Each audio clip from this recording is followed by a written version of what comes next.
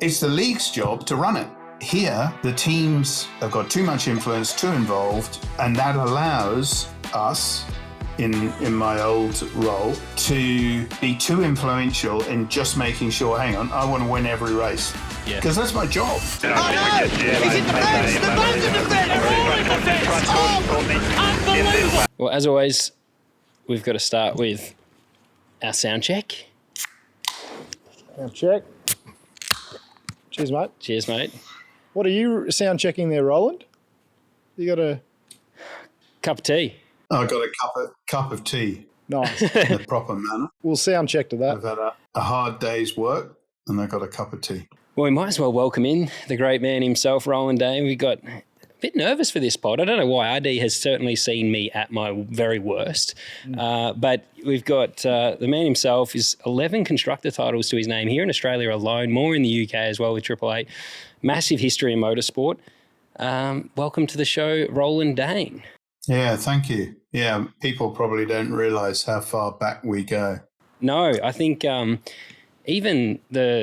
we even went into the pod, I actually wanted to take a moment because you managed me for some time, and really that started through what I would like to think of as a friendship. I reached out to you at an appearance. Actually, RD interviewed me for the Australian Motorsport Foundation. It was a charity dinner in Adelaide at a winery. And at the end of the dinner, I asked him for his email and asked if I could keep in touch and send him racing updates and things like that. And as most young drivers do, I hassled the pants off him for the next 12 months and sent him all my race updates and everything. And then I asked him for support at the end of that year because my dream was always to race in England.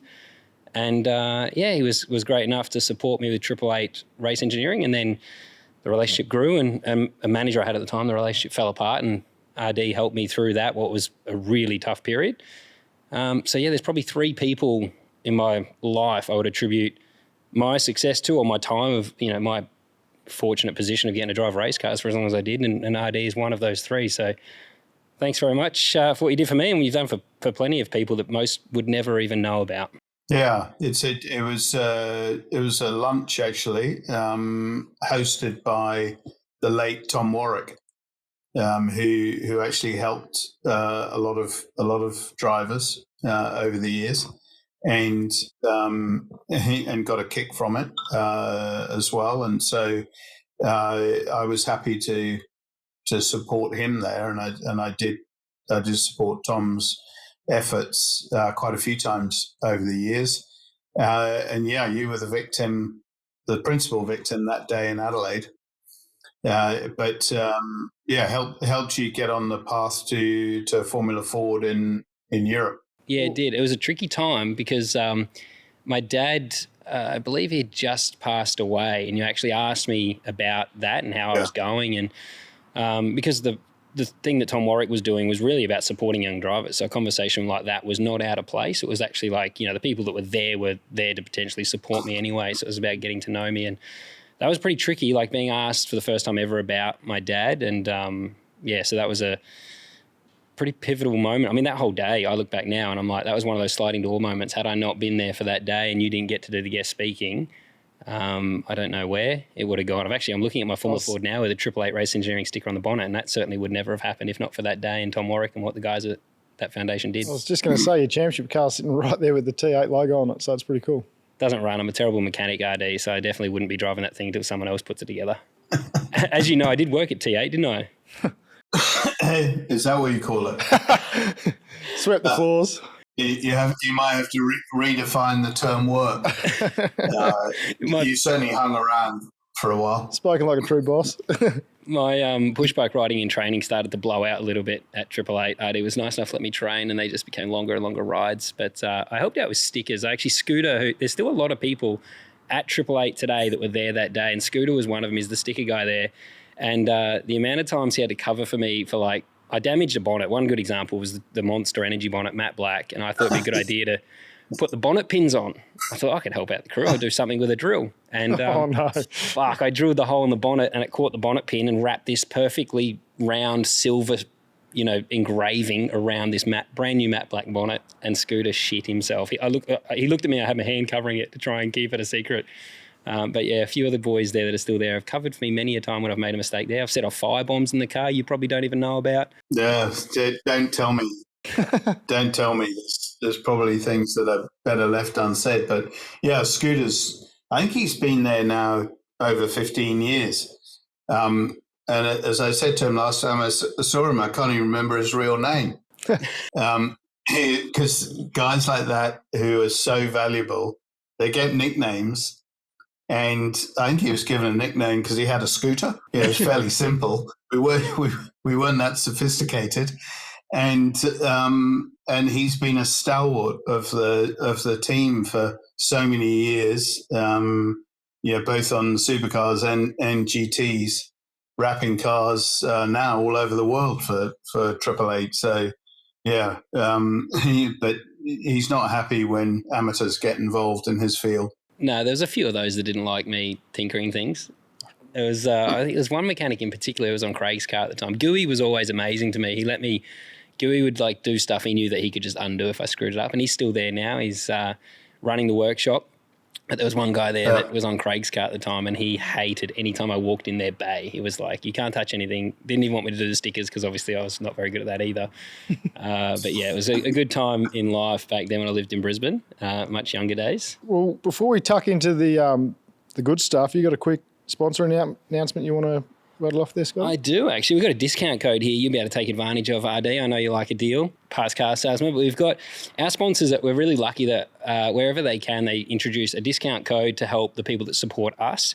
And East Coast Car Rentals has partnered with us ongoing, and they're going to have a discount code AHU15 for 15% off your next car rental. So if you are traveling to a supercar event or anywhere really, they've got 15 locations around the country, pretty much got you covered wherever you want to go. You can use that discount code AHU15 to get a discount on what is already some fantastic prices out of East Coast Car Rentals. So yeah, think of those guys next time you're traveling.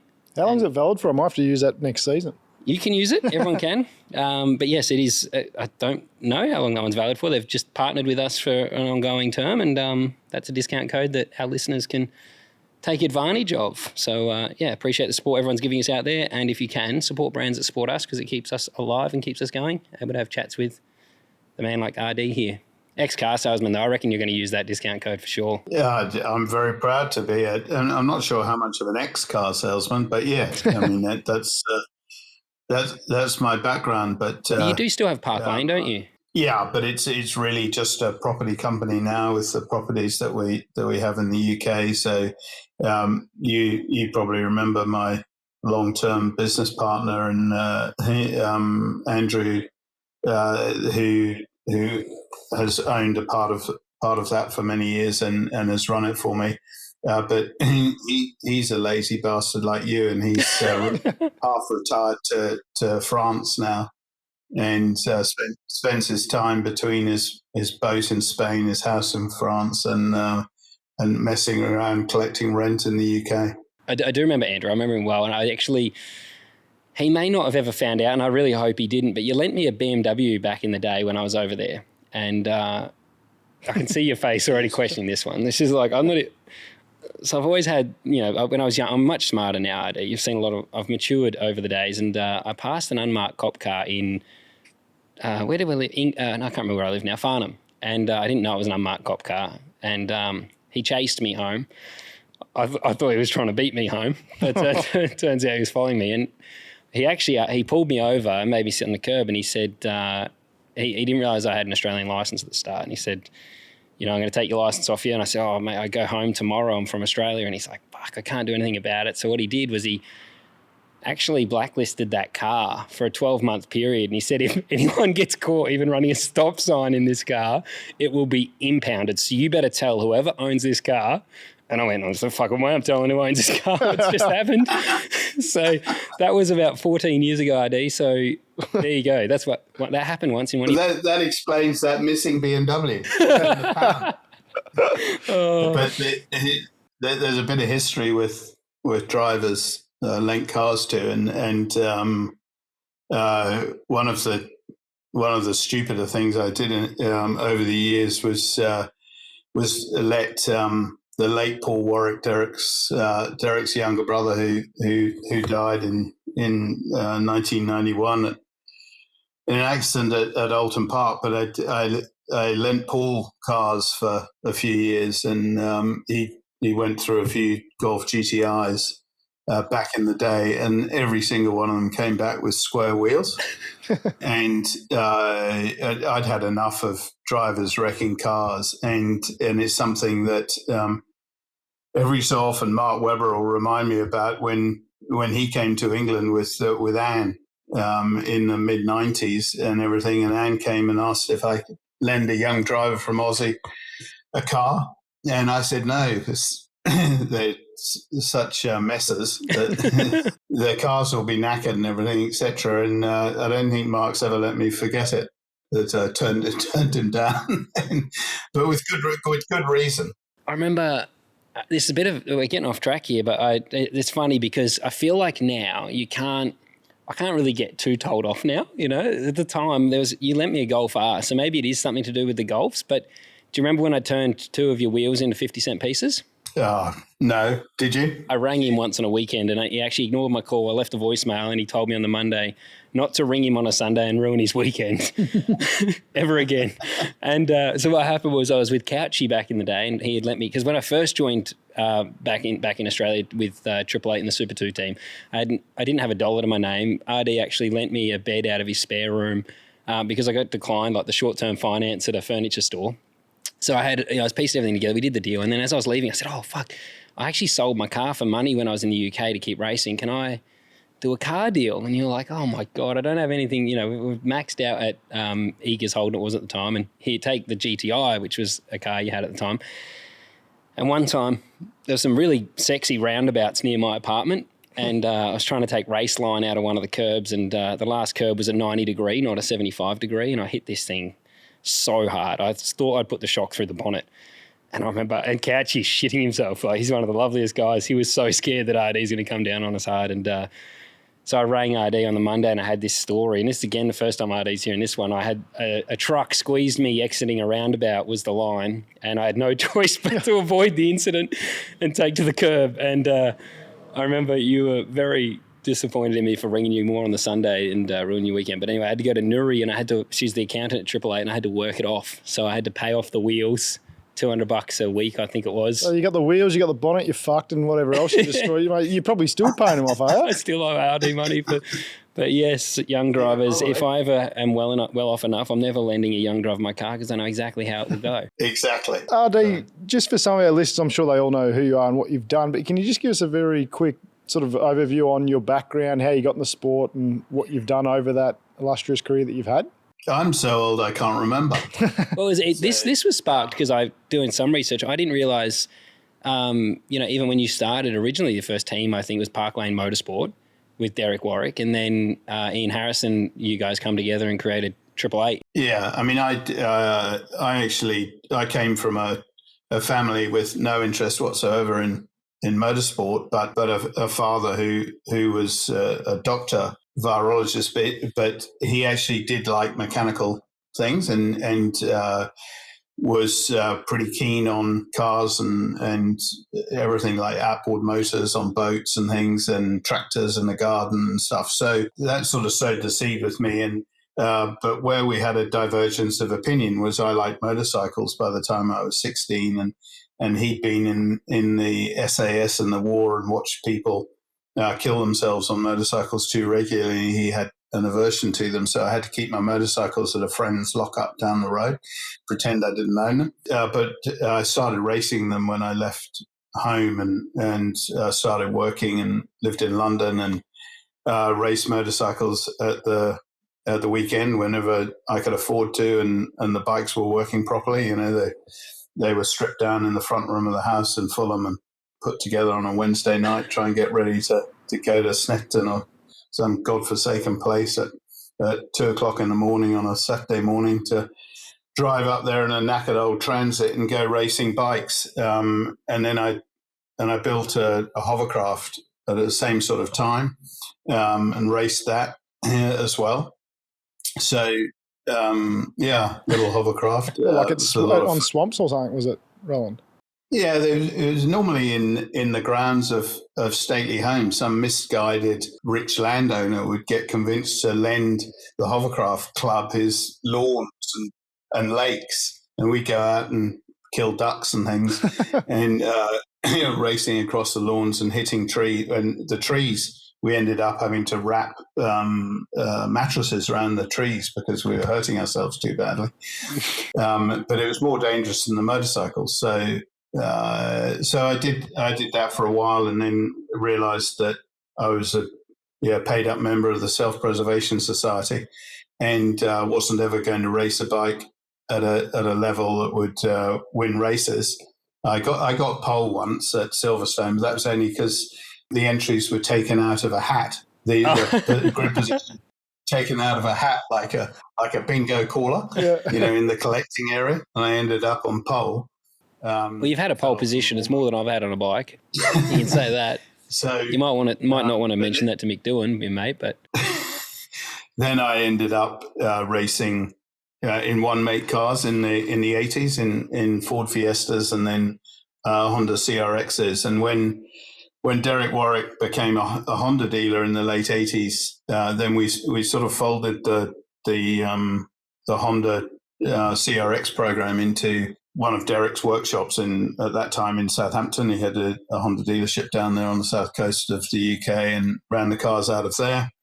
That then morphed into a Group N Civic Championship campaign as well for a few years, which was the sort of level under British touring cars, the next level down. Yep. And I enjoyed that a lot. But also, I was having fun, always knew it. Then I started backing James Kay, who some people, if they're old enough, might remember, because he did a bit of racing in Australia in the mid-90s in a Toyota Carina that Bruce Miles from Christchurch owned. And out of that, my friendship with Derek led to a potential deal with Honda for touring cars in the middle of the 1990s. That didn't come off, but we actually got approached by General Motors with Vauxhall which is the equivalent of Holden over there, was the equivalent of Holden, and we started Triple Eight in 1996 actually with Ian Harrison, who was another friend of mine who'd been a team manager at Williams, team manager at ProDrive as well before that, and we came together with another guy called John Gentry, who was a designer engineer, and put Triple Eight together in 96. Yeah. The success, I mean, it's the amount of times we hear teams say, we're a new team and we're building, and it gets old pretty fast. Like the expectation within a group often is too much about, trying to go to a race weekend and a top 10 is a successful weekend. Just looking today, when I saw, I think, so you came out here 2003, but the team continued in England till 2006. I think won 6 championships in that time in touring cars, British touring cars, which is just ridiculous. I think, the success here in Australia, everyone knows about, but I think to have done both championships and have that kind of success. The team in the UK, it actually continued until 2016 or 2017. But I had no financial involvement after I came to Australia in 2003. That period, Ian Harrison took it over completely. I actually remember in 2010 going and meeting Ian at one of the tracks. I think it was Silverstone. I went down to see the Triple Eight crew.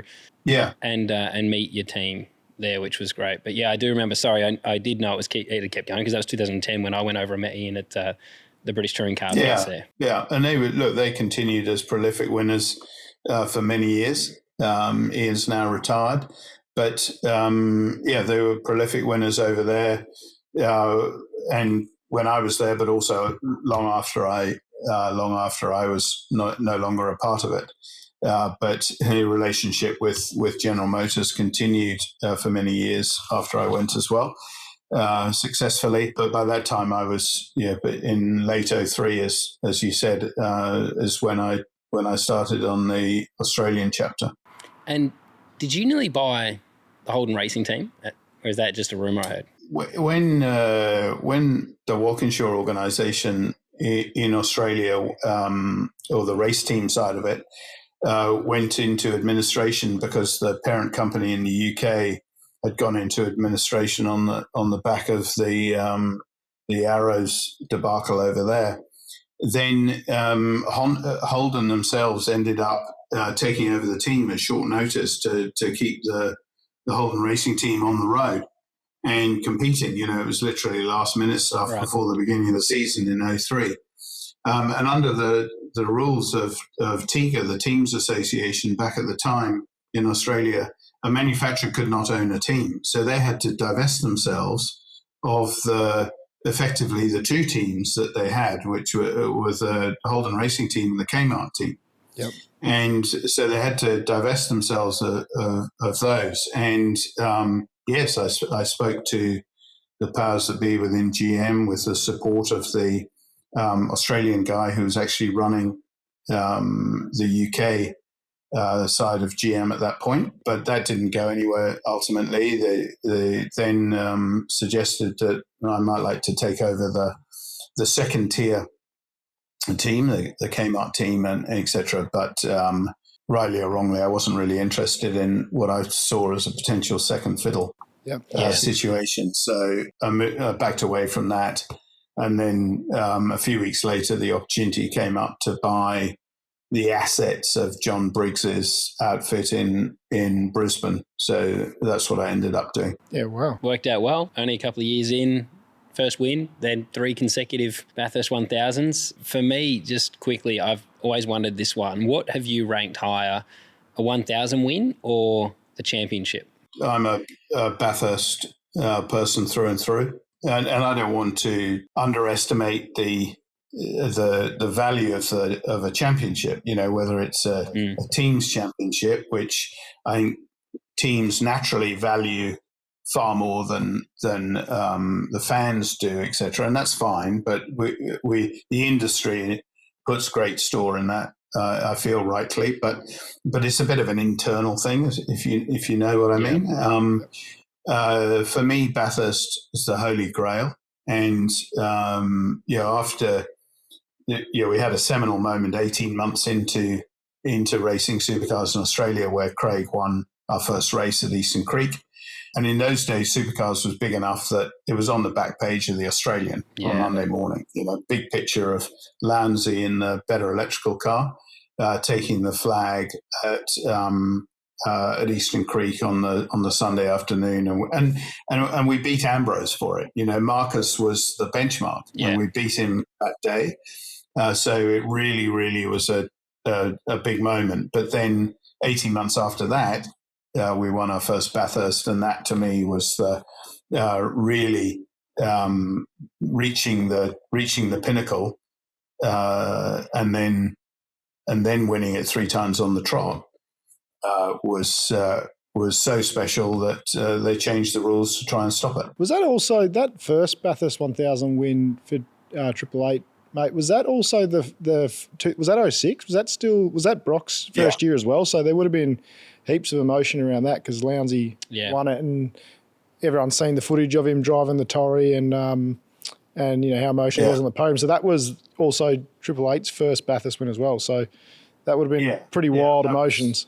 Yeah, it was, and look, at 18 years ago now, so there's plenty of younger fans or whatever who may not remember it, the way that I do, or even you guys do. But so it's quite a long time ago now. But it was a massive weekend for Australian motorsport because of the Brocky legacy. But then for Craig, it was a huge moment because of his relationship with Peter. But for us as a team, it was independent of that. It was just such a moment, and it's a moment that I shared a few weeks ago, very very emotionally, with Campbell Little. Literally 3 or 4 days before he passed away.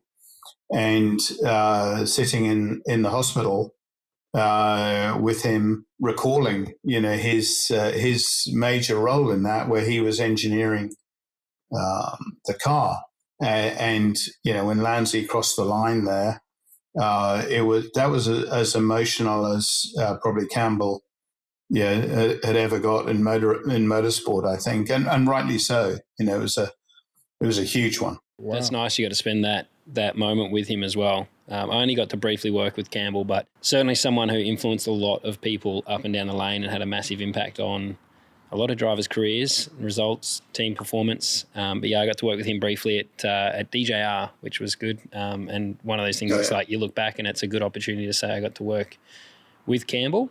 One thing I always like to know, Roland, when you meet people like yourself that have done so much in a certain sport or business, or are the best in their field, who do you look up to in motorsport? Like, who was your motivator? Who was someone that was your idol, I guess, even, when you were younger probably, but more so when you were already doing great things in the sport? Was there still someone that you looked up to? There were a number of people who I looked to for influence, of how to do things the right way, how to, especially when it came to professional motorsport the last 30 odd years, how to run a good team and things. And there's no doubting that for my generation, and I'm 10 years younger than him, but Ron Dennis had an incredibly big effect on the way that we went about motorsport. And I'm not just talking about Formula One. They were nicknamed in the late 70s when he was running Project 4 in Formula 3, for instance. They were Team Briefcase, because every mechanic had a briefcase. Now, it had its sandwiches in it, but they looked smarter than everyone else. Yeah, they were turned out better. Their cars were presented better. The attention to detail was better. And they were standard setters for many, many years. And so it didn't just affect me. And, some people weren't as accepting of it as others, but I always saw them as the standard setters, and they were well turned out. The uniforms looked good, et cetera, et cetera. And then people like Charlie Lamb, who ran Schnitzer, when very famous BMW touring car team. Unfortunately, he passed away several years ago. But Charlie came to the UK to compete in British touring cars in the 90s, and again set a standard that those of us who were smart enough to understand that he was setting a standard that we could then learn from. And the smart team wasn't the one that was there till midnight. The smart team was the one that did everything in orderly fashion and buggered off at 8 o'clock in the evening and came back the next morning fresh. Yep. Yeah, it's some pretty basic stuff, but had a big impression on me and the way they organized themselves back in the day. Tom Walkinshaw, who, I had some pretty feisty run-ins with over the years and et cetera, but there's no question that I admired him as a driver, as a touring car driver in the 80s. Yeah, I loved how feisty he was in the car, how took no prisoners, but his cars came out of his own stable, and some of the stories, folklore and everything of motorsport about what went on with some of those things. But the reality is he was a massively fierce competitor. In my mind, he burnt too many people. And not the way I would do business, but as a driver, I could only look on in admiration in categories that I enjoyed. I really loved touring cars. It always had done, always will, and European touring cars at its height in the 80s, and he was at the forefront of that. But in actual heroes, I have to say my heroes were on two wheels. Yeah. And because they were doing things on bikes that I could only ever dream about. I tried, but I knew going through turn one at Snetterton and getting passed on the outside by 15 people, that wasn't good enough. Yeah. And when you looked at the likes of, back in those days, Kenny Roberts in particular, King Kenny, as he's known in motorcycle circles, won 3 championships in the late 70s on the trot. 78, 79 and 80, and deposed Barry Sheen, who'd been double world champion before that. He was somebody I thought was incredible, still do. And then in the 90s, Mick Doohan. Yep. Just the relentlessness of those guys in being competitive. Yeah, how competitive, take no prisoners. And I'm talking about before you get on the bike. Yeah. And then they get on the bike. They've destroyed the opposite. Those two destroyed people. The psyche, before they came out of the garage. They screwed everyone in the head. And that's what I loved. And that's what, I still like to think that over the years in supercars, I've done plenty of people's heads in before they've got into the paddock. I'm sure you have, mate. Yeah, mate, you had done Elliot's head in before we started this podcast. Yeah. The persona of RD does not go unmissed by many people, I think. But it is a good one, a little segue, because who influences you is important, not just in how we conduct ourselves. I know as a driver, there's people that you try and model yourself off at the beginning, especially when you're finding your own feet. You're always looking to people for influence. And for the sport, we're critical at times, but really it's about trying to start conversation. And I personally look at a lot of different sports. We consume a load of content, and I think what we're doing here can always be done better, but I feel like they're often not looking outside their own lunchbox for ideas. You've spent a lot of time now with your son-in-law, Shane Van Gisbergen, in America. Jesus Christ, you're treading on thin ice there. She did. Actually, she put a question in there. I put a very good-looking photo of you up there looking cool with your hat backwards on socials, and she said, "Who's your favourite daughter this week?" Asking for a sibling. But no, you have spent a lot of time in America. I want to ask, what's some of the things with looking closely now at what NASCAR is doing that you think we could start to implement back here to make our show a little bit better? Yeah, it's been really interesting learning more about NASCAR, and it's not that I didn't know anything about it before. I knew it enough to be dangerous, but not enough, and I hadn't absorbed enough of it. When you actually get stuck into it properly, and both from afar and then up close, then you start to understand the way it operates, and the way it operates for a reason, and I think there's a lot of good points over there which we could learn from. There's one or two that they could learn from. Yeah. From Australia, I reckon. But there are certainly points which I think are ones that you'd be crazy not to be adopting here when I look at it. And there's a big thing for me is that we all went through a massive shit fight as teams during COVID. It was a very, very difficult situation in that if you don't go racing, you've got no income. You're giving money back to sponsors at 100 miles an hour and whatever. So for professional motorsport around the world, it was really important that we kept racing. And I've said this before, and I'll say it again. I absolutely hand it to several people for keeping supercars on the road. I mean, clearly the teams had a huge part to play, but there were two people at HQ in Sydney, in Sean Seamer, who was the CEO at the time, and Anthony Hogarth, who was the legal counsel at the time, in keeping the show on the road in very difficult circumstances.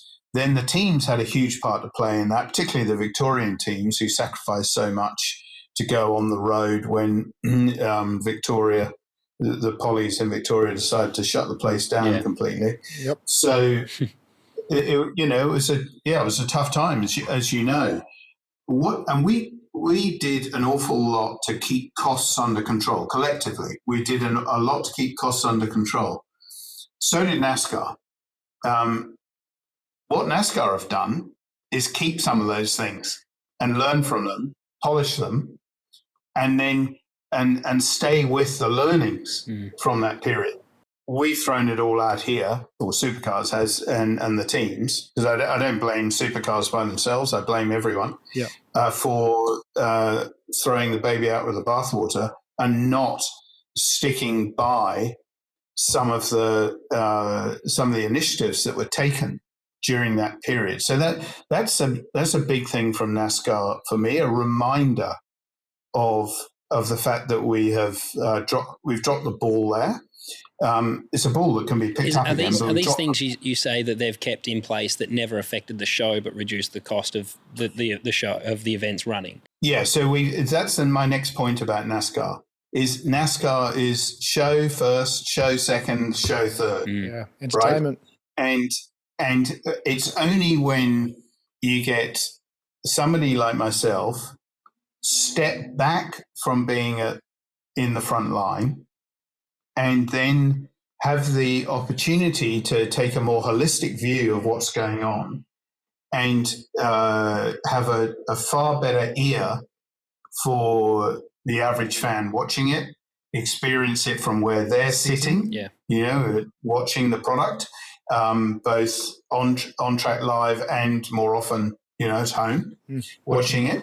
It's only when you do that you can see the wood from the trees. And it's taken me, I have to say, it's taken me too long to understand that. But I sort of excused myself on the basis that when I was running a team, my job was one thing, exactly the same as Christian Horner or Zach Brown, whatever. Your job is to win. Yeah. The organization, or as people in America call it, the league, they call NASCAR the league. It's the league's job to run it and to make the rules. You don't like all of them all the time, but that's their job. And here, the teams have got too much influence, too involved, and that allows us, in my old role, to be too influential in just making sure, hang on, I want to win every race. Yeah. Because that's my job. Yeah. Yeah, that's exactly the same as a driver. Your job is not to say, after you, Claude, I'm happy to come second. Where's the sense in that? Especially if, as in my case, it had to work financially. We were there as a business, and Triple Eight still is there as a business, and so your job is to make that business work and work around it. Now I see it from a different perspective, while still having some empathy with a team perspective, but having to look at it in a more holistic view, from a more holistic point of view, where the show is what matters. Yeah. The overall show is what matters. Well, that was one thing that after our last podcast, and I probably need to even myself acknowledge that I probably wasn't completely unbiased as much as I wanted to be, because after the last podcast we talked about the full course yellow, and I still love it from the driver's point of view, where it's really challenging to get right. We saw drivers crash under it. It's not easy. You're trying to maximize it, so it's got all its challenges. But you actually listen to the podcast, and this is what some listeners probably don't realize is, in the past there's always been the RD and Triple Eight, factor on socials with people saying you're running the show, and there's to be honest, most of the time it is because you guys are pushing supercars with your agenda, and often supercars will actually bend a little bit and go in the team's direction, and there are things then that end up in favour of the teams. But I think that after the weekend, one thing I said was that you're, from a fan's point of view, having the 2 laps under full course yellow meant that you didn't have to lose your favourite driver to double stacking. Yeah. And I genuinely believe that, up until you text me on the morning after the pod explaining well, hang on, no, it was a shit show from the fans' perspective, because at the end of the day, that last safety car, for instance, across our both cars, we had time to react, and it took away some of the risk in making a call and being fast at making that call and benefiting or getting it wrong. Yeah. And we should have seen the last 10 laps possibly with one car on an old set of tyres and one car on a new, it may have advantaged me or it may have disadvantaged me, but at the end of the day, that should never have been a decision that was in our power. You know, that then got passed on to the fan. And since chatting to you, I chatted to a few others about, hey, this is what I said. Can you watch it? What do you think? And yeah, I think it's impossible as the competitor to ever be completely unbiased. As much as I tried to take myself out, now going back and watching it, it's like, yeah, okay, you're always going to have a bit of buy-in as the person in the seat. And that's why like the podcast has been good this year, because we've sat at home and watched the races. So I've seen broadcast and I have a perspective on that, which you cannot get from a driver's seat, because if you do well, you don't really even care what the commentators say. You're watching the race going, fuck, how good's this? God, I look good. Have you seen my chiseled jaw on TV? I'm there all the time and everything's great. But when you're sitting as the spectator and you're just consuming the sport, you just want to watch something, I'm now looking at it from a totally different perspective that I can't get when I compete as much as I want. And that's where, at the moment, I think you now have, you're probably the most educated fan we've got, because you're now not in team land trying to get something for your own benefit. You're actually sitting there going, well, hang on, I want good racing. I just want good racing. And that's where when you text, I was like, fuck, now's the time. And I asked you again, can we do this podcast? Because the idea is we're unbiased and we try and have chats with people that aren't. That's why we haven't had many drivers on. It's funny. It's impossible to have a transparent chat with someone involved still. Yeah, it's funny you say it, because even when I was watching, I was sitting on the plane coming back from Sydney watching on my phone going, fuck, let's go, Scotty. Like, I was wanting you to win. So I was like, yeah, it's the best thing ever, because it put you in the position to win the race or helped you guys win that race. But Supercars shouldn't go to team people. But go, what'd you think of it? We need to look at Reddit forums. We've got to go look at the comment section, and we've got to speak to people that watch the race and consume it.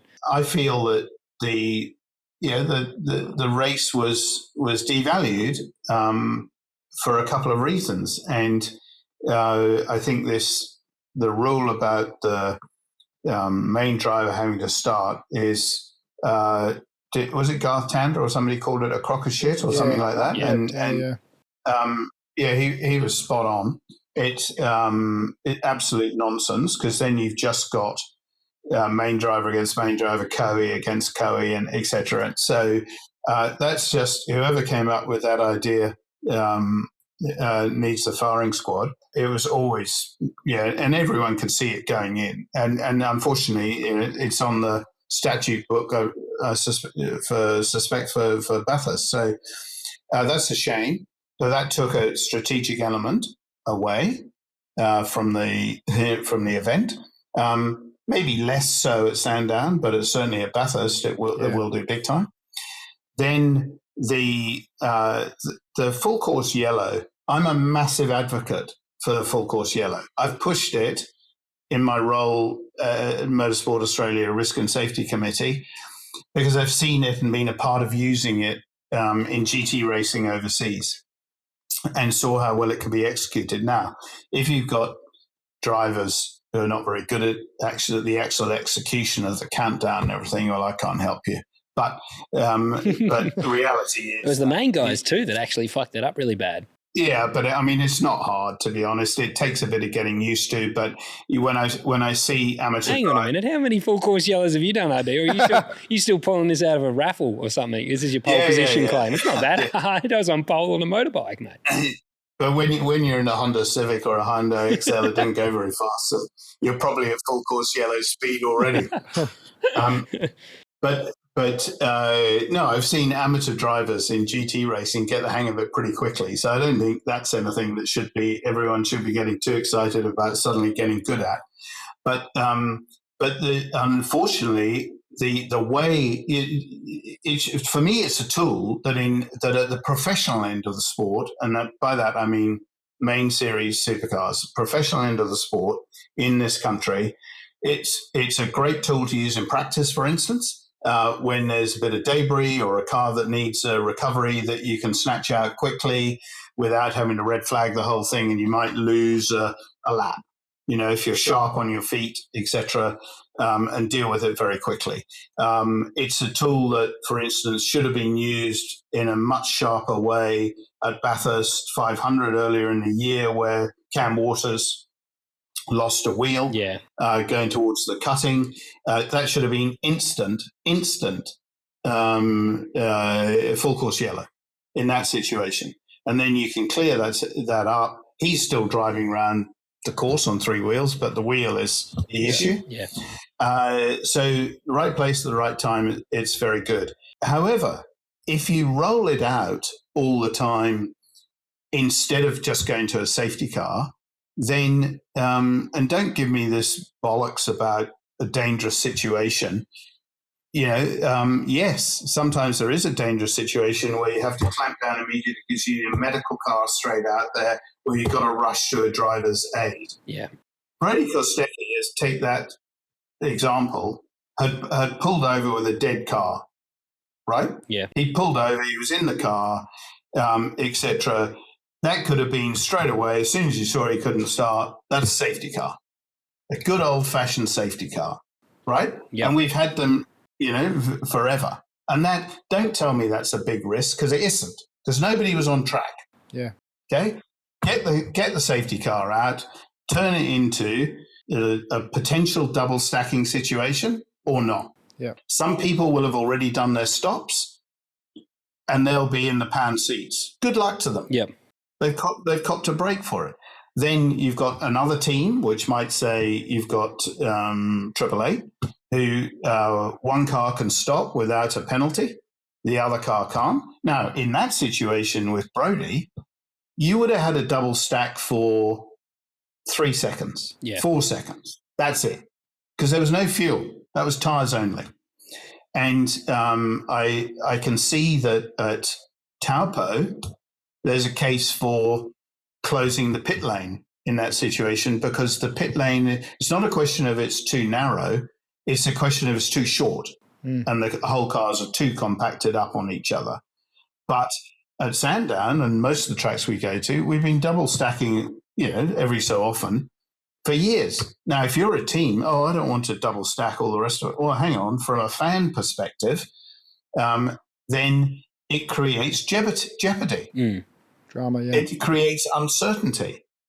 And then the third aspect of that race was it was cut short by 7 laps. Yeah. And unfortunately, to me, that's inexcusable. And this has been on the radar for years and years and years. Oh, the news is coming on. There's no news on Kia.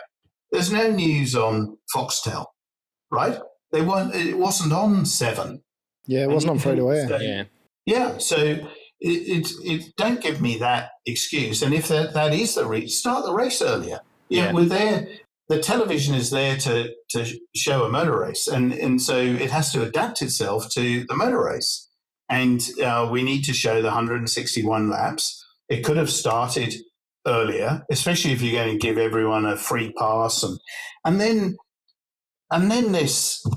It isn't Lucky Dog, it's Lucky Kennel. Yeah. The whole kennel gets passed. Yeah. It's almost like sport these days for kids. Everyone soon will be getting a trophy. You reckon the podium's going to grow out to 15? It's communism. The fact is that I can see a case for having a lucky dog. Right? Yeah, the NASCAR style. I can see a case for that. Yep. Wave them by and get on with it. But this continual unraveling of the whole thing, Jesus, it's... What about if you, for the full course yellow, because it doesn't really add any time to the race if you're immediately under full course yellow within 15 seconds, because that's the same as anyway bringing out the safety car, but you don't race to the line. But what about closing? And this was something Shane said, because I think he watched Sandown with you in US. And No. Geez, it's the middle of the night. I'm not in bed with him. I thought he said he was watching it with you. Anyway, he said he watched it. And what this is, so I'm not taking his credit on this one, but closing the pit lane for full course yellows means that then the jeopardy's back by having to pit under a safety car, and you don't get the benefit of cruising around at 80 k's an hour and pitting and halving the pit lane time. That could be a solution. So maybe that way you can still immediately bring full course yellow.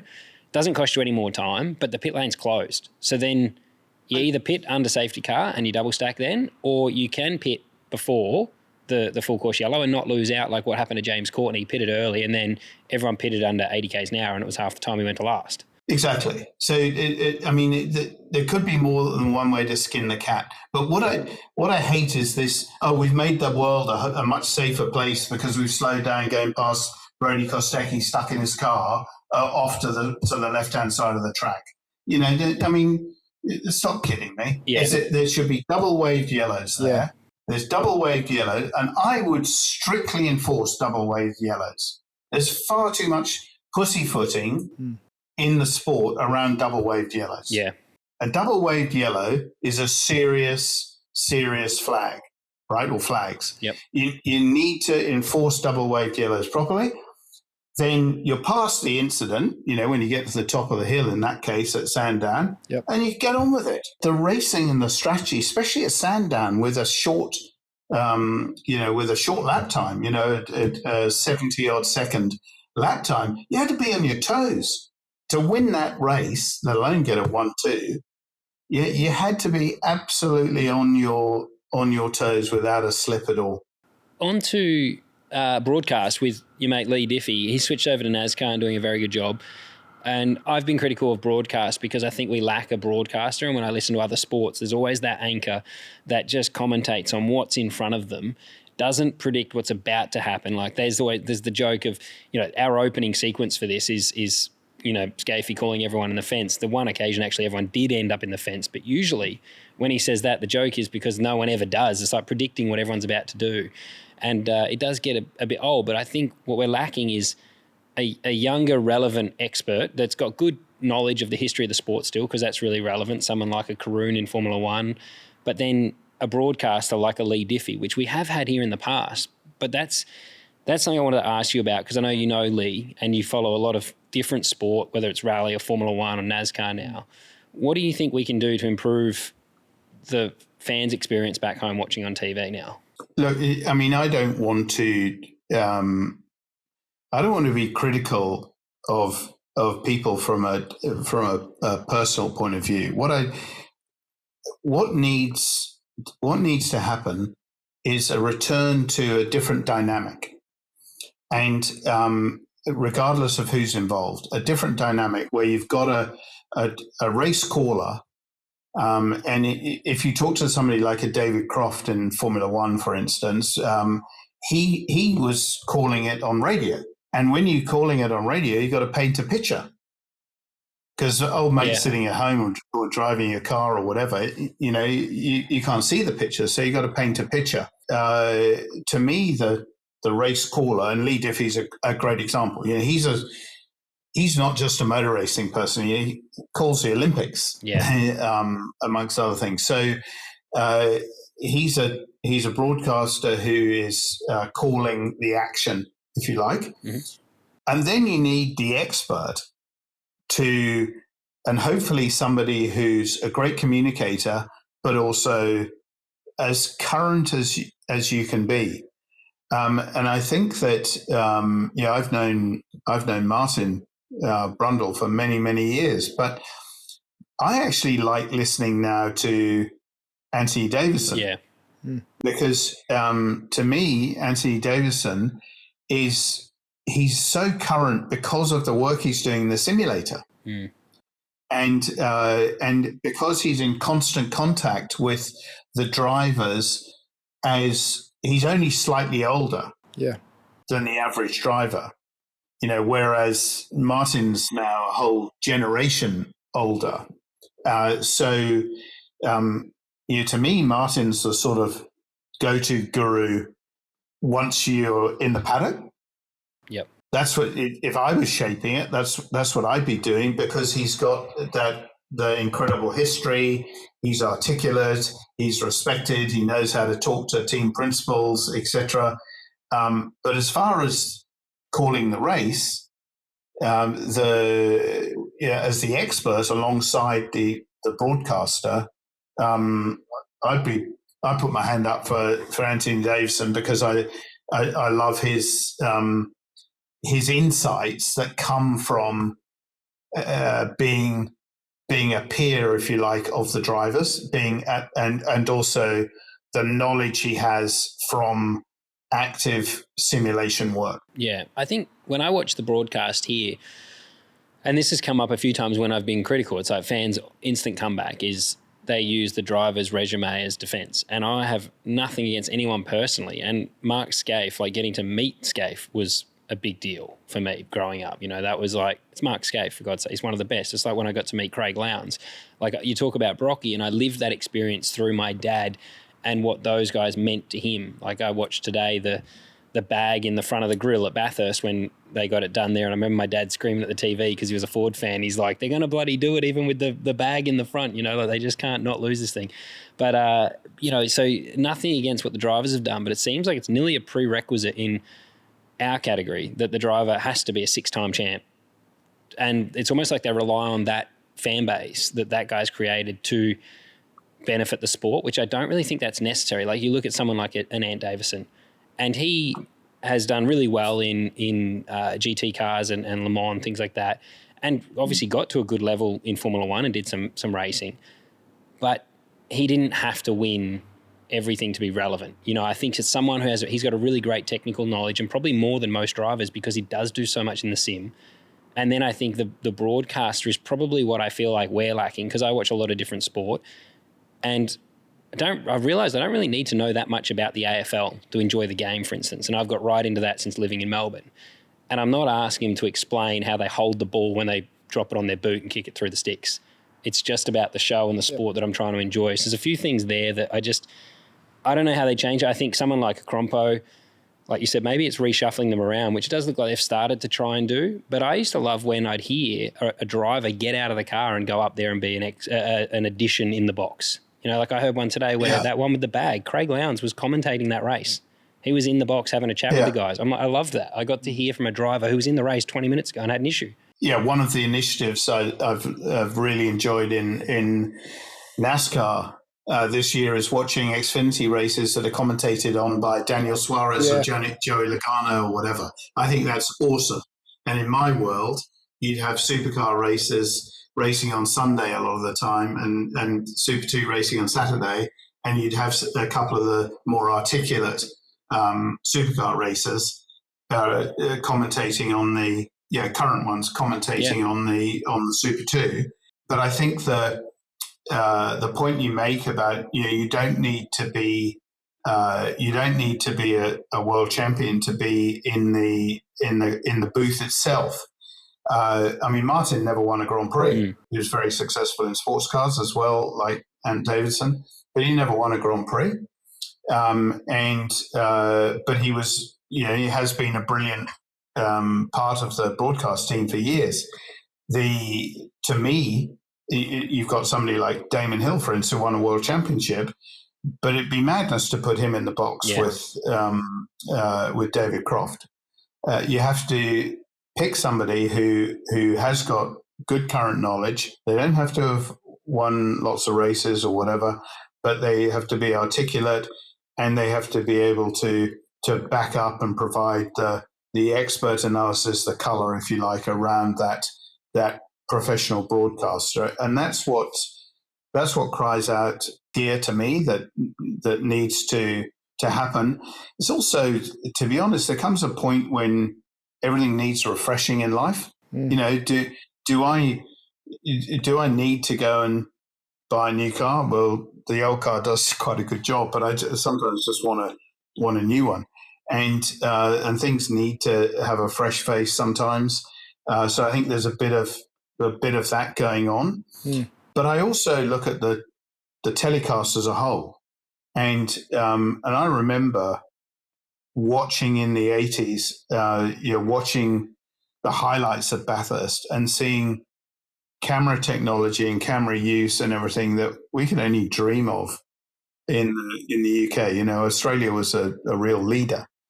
And we were in supercars for many years. And I just feel we've dropped the ball. I think the failure to use side-by-side, vision, failure to use those tools, and also the world's worth totem pole. The totem pole is just, unfortunately, needs a... And if they don't know how to do it, I'll draw it in 10 minutes. How to do it. I mean, you just watch something with a small budget, for instance, like World Superbikes. They managed to have a totem pole that's reasonably small, but also see-through. Yeah. So by being see-through, it's automatically less intrusive on your 65-inch flat screen or whatever you're watching it on. And there's stuff like that which could be very easily improved.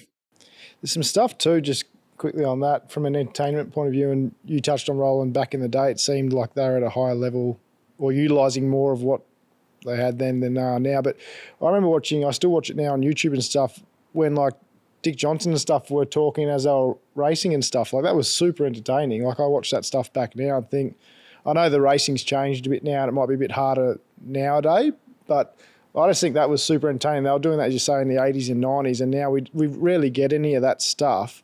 And I think that's what showed a lot of the personalities and characters that we had in the sport in those early days, and maybe why they were household names.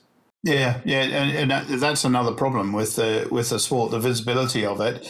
But this is a wider problem where you've got now so many sources of entertainment available to people to watch. If they're watching television or they're going to sporting events, there's so much more choice than there was. If we're back in the day, what were there? Four TV channels or something. Yeah. Today there's 4,000, and so it's a very different environment in which to operate. But I do think that absolutely the personalities have got to be allowed to flourish, and drivers who are a little bit different, a little bit out there, got to be allowed to show their personalities, and this obsession with political correctness, etc. Which you're seeing in Formula One taken to new levels now. With Max and what went on in the last few days with him, and I think over swearing, it's becoming too sanitized. But maybe just that I'm an old dinosaur. I don't know. No, but we agree 100%. I think that we talked about in our last podcast, which I'm sure you hang off every word we say, so you know exactly what I'm about to reference. But at Sandown, a couple of the people within broadcast were actually told not to film me, and they were told that it was because of what we were doing here with Apex Hunters. And I think it becomes we've always known the sport kind of does that with brands. Like I think, you referenced Elliot back at Autobahn, though, right back in those days when they had conflicting naming rights sponsors for the Bathurst 1000, and now we see it was super cheap. Heard another story today that Zane Goddard didn't get an interview at Bathurst last year because they were told, no, that's the super cheap car. We don't want to do a feature on him. And I think that stuff is wrong. Like, there's a really good story, a bit of a redemption story for that kid last year that got missed because he was part of, and I think part of the reason why we are starting main drivers, which we all agree is a terrible decision. But Zane Goddard then got the opportunity to come back with AAA and do the wildcard entry. And I hear today that they said no to doing an interview with the kid who's out on a bit of a redemption story. Yeah. Because he wasn't driving a brand that paid the sport. They paid a team. And I think that that's wrong. I think shadow banning a driver like myself as well, who we only do this because we want the sport to be talked about. We want it to be discoverable on Instagram when someone checks the Explorer page. And that's a shame because it's going to stop drivers. Like there's good personalities everywhere, but everyone's shit scared to do anything because it is clear now. And I disagreed with Shane last year. Shane said that, there was the whole thing about the sport silencing drivers, and I actually did disagree. And I only said to him the other day, I finally agree, and it's because I always thought it would have to come verbally to me to be told, you've got to stop saying this, Scott. I didn't realise how much happens behind the scenes that I'd never be aware of, and that's been going on for a lot longer than I'm sure I've realised, but I've now had a personal experience and gone, holy shit, like this is where the censorship comes in. Yeah, so, supercars in my book needs to be a bit more mature over this. I mean, look at look at NASCAR. Denny Hamlin, has a podcast that's pretty popular. It's right up there really, and he's pretty forthright. He's ripping them to shreds half the time, isn't he? But I see it as a good thing. There's no such thing as bad news. There's only no news, and so you want to be creating more content, and so you've got him doing that. You've got some of the other stuff that comes out of Dale Jr.'s studio. Dirty Mo Media, that's producing content continually, which a lot of people are watching, and it's not all the word according to Town Hall. Yep. You know, it's which is only to its credit in my book, and is a good thing. And I don't see NASCAR shutting Denny Hamlin down. I think on the topic of sponsors and the coverage they get, that's an interesting one because over the years there've been a couple of attempts to even go as far as trying to regulate team land so that you couldn't have a sponsor that was in conflict with a series sponsor. So famously at a board meeting, Supercars board meeting some years ago when Virgin came on board, and that was, they were a great sponsor and a great draw card. But I said when it was all getting signed off, I was on the board at the time, just so we're clear, guys, if a team now goes out and gets Jetstar or Qantas, whatever, that's not going to be an issue, is it? And there was a lot of huffing and puffing, and somebody in a very senior position on that board suggested that it would be an issue.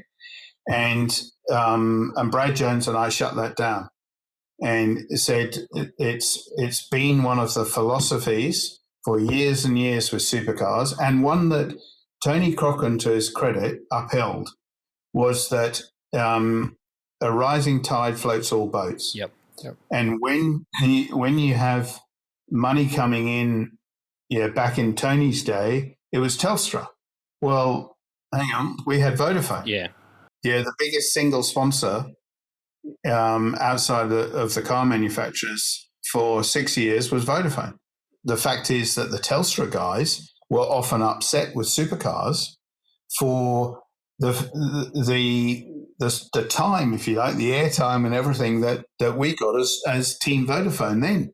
But to their credit, to Tony's credit, and the other people who were in charge back in the day, they said, tough. Our rules allow teams to have competing sponsors, and they have to be recognised.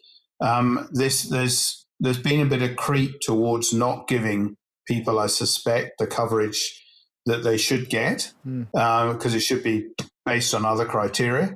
And that's if that's really the case, that is a shame. And it's something that that should be addressed and put right, because it's not good for the overall financial ecosystem of the sport. Yeah, I think sustainability is always a high priority, and I think right now the commercial landscape's not amazing for everyone. So I think when you start restricting anyone, it's only making that harder. I think that we need to help everyone. And of course, when you're driving for a team, you have personal sponsors. That's different. You don't want to conflict or have brands that is something that people might not realize. You can't have, as a driver, a conflicting brand with a sponsor, with a team, but that's because the team's paying your salary effectively, and you need to help the team make money so they can afford to pay your wage. Whereas the sporting body and the teams are very different. And I think the health of the teams, the health of the category still relies a lot on the health of the team. So that's an important thing not to forget. So the teams are kind of dictating the rules a little bit, but then the sport's dictating who they can have on their cars. So there's a bit of a disconnect there, isn't there? Well, they're not. I mean, it's actually enshrined in the charter that they can't, Supercars can't tell the teams that they can't have a competing sponsor, right? So but they can treat them differently if they wanted to. Yeah, this goes back to the Shane thing where I had to acknowledge that, maybe it doesn't have to be said. Maybe it doesn't need to be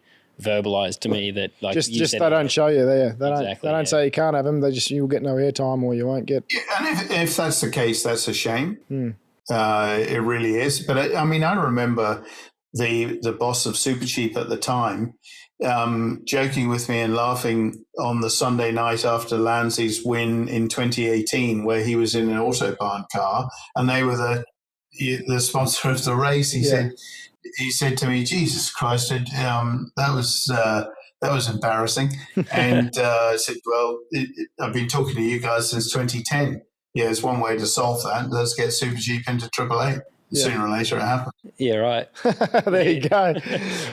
There's some pressure on the sponsors and the teams, though, to activate as well. Like, I think that's something that your brands have always done well. Like, I went to the launch at the start of the season with the team, and it blew me away, the effort that goes into it. I think that there's still, obviously we rely on supercars and broadcast to show us and talk about us, but I think as well some teams releasing just a photo that is not framed correctly and it's grainy and poorly colour graded, I think there's some onus that the team should take too on not increasing their quality or putting more emphasis on social media, and that, that's something that Triple Eight's always done pretty well. And even this year, seeing the team that does it with Alpine Group help them a lot with that, and their professionalism and stuff is second to none. Walkinshaw have always done a good job. There are teams, some of the smaller guys, I think, need to rely less on supercars as well and take some of that in-house, that responsibility, but it still comes back to overall budget and trying to find the money to make that happen. I think that, sorry, Elliot, that activation at the beginning of the year that Triple Eight did, I wasn't there, I was in the Middle East at the time, but I watched it and online. That was one of the most outstanding things I've seen done. Yeah, to embrace the Toowoomba factor with Will, to embrace the aircraft side of his persona, if you like, to turn the airport into a whole destination for that day. And what I saw about, the goodie bags and using the carousel and all this sort of stuff. I mean, it was one of the most outstanding pieces of activation that I've seen. And there've been some pretty good ones over the years, whether it's been by Red Bull or other people at Triple Eight, let alone some of the other brands around the paddock. But that was, to be honest, that was probably right up there in my book, and I'd love to see more of that. Yeah, that was a pinch yourself moment. Like, the crowd was massive and everyone out of that day got some kind of experience out of it too. It wasn't just like they got to witness something that happened. It was a day out for everyone. But there's a few teams that do good jobs like that though. Like, I have had some pretty cool experiences. Like DJR was able to, they didn't encompass so many things in their launch once. I did with Ambrose, but the turnout they could bring and often the experience they brought back to the fan, I thought was really good at DJR. But definitely, like, the thought that went into that one at the Toowoomba airport was like, it was surreal. And Will flew in his own plane. Like, he arrived in his own little plane and then flies home. Cool. And it was a very cool experience. They did well. Question I wanted to ask you, Roland, if you could do one thing straight away that would make the supercar racing better, whether it be the car or the show or whatever, what would it be, mate? What's I guess not a quick fix, but something that you would do straight away if you were running the show? You get one and it has to fix everything.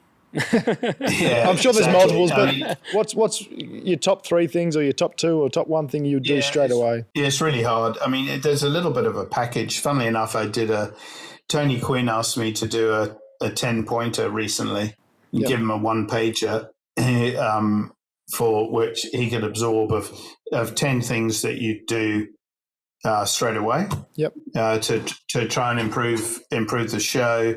Formats is a big one for me. I think we've taken the piss all year about the Australian Practice Championship. Yeah. Hopefully we've seen the back of that. So turn practice kilometres into racing kilometres. I'd like to see real 2-day race meetings at some of the permanent circuits, not the Adelaides, not the Gold Coast, don't get me wrong, or Bathurst, but I'd like to see it at a Queensland Raceway. Saturday is Super 2-day, Sunday is Supercars Day. Yeah. That's race day. The punters have got a hell of a lot of other things going on in their lives. They come for one day, they get 3 40-minute 35-minute supercar races, bang, bang, bang.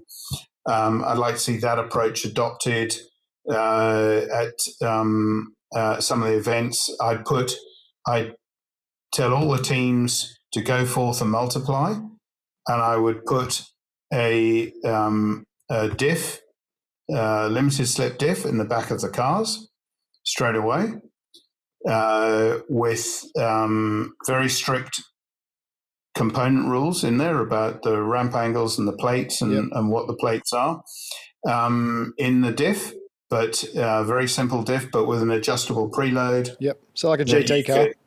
An adjustable preload that you could change the preload on it underneath the car in 30 seconds, and to allow different lines to be taken in racing where maybe some of the fans don't appreciate, but our supercars have always been with a spool diff.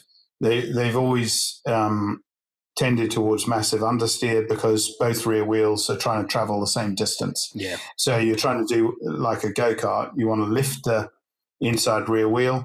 I think you'd improve the racing. You'd get rid of this, what Paul Morris calls the Australian Droop Championship. Just quickly, though, I'll interject. What's commentary going to talk about, though, if they can't spend 20 minutes explaining droop restriction?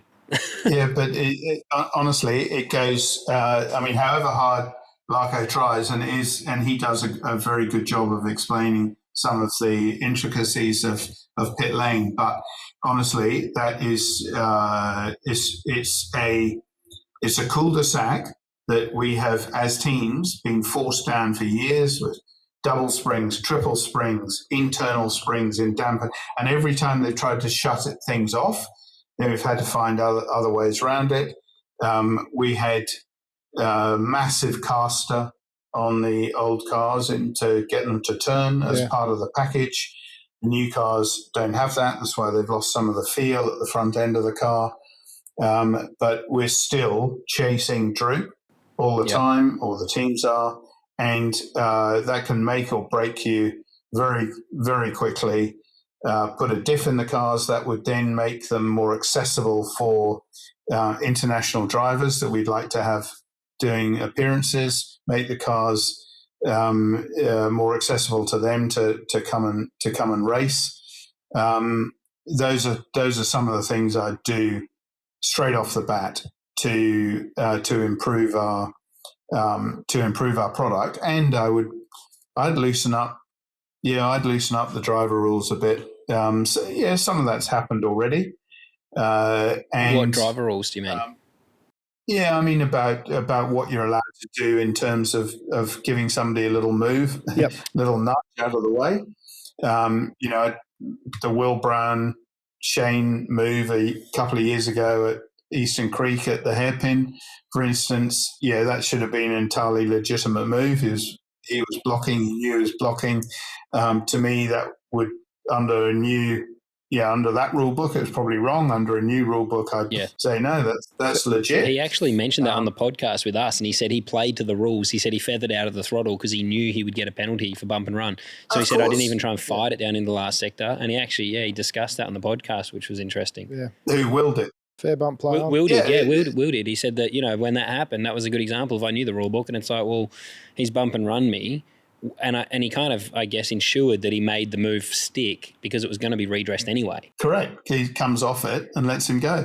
And, look at the Chris Buescher, Shane Van Gisbergen last couple of laps at Watkins Glen a couple of weeks ago in the Cup race. Yeah, that was outstanding. And Shane had given old mate a little nudge at turn one at the restart. Yeah. And then Buescher just positioned his car inside Shane when Shane was loose turning into the second to last corner into the carousel. He missed an apex. He created good content for our Apex Hunters page. That's what he did. He missed that apex, clipped the inside wall. I didn't let that go unnoticed. I actually posted that. He's not safe. No one's safe. He didn't comment on that one, did he? No, he ignored that post. But I would loosen it. I would loosen it up a bit and not go extreme. And the other thing I do to protect the likes of Craig Baird, James Taylor, and the stewards. One of the things I like about NASCAR is you never hear names mentioned. So true. In the context of race control or adjudicating over it. It's NASCAR. Yep. Yeah, if there's a bad boy, it's NASCAR. It's NASCAR. Yeah, NASCAR take all the brunt, they protect their staff. Yeah. So Otherwise, with the amount of guns in America, you'd worry for people's safety. Beardo's probably lucky. Like, he's done a very good job since coming in, and in a way that's been in his favour as well, because he hasn't then had the blowback, and they have created some separation from the driving group or the I guess interaction we have with him through the stewards, so it's not as direct anymore from the DSO to the driver.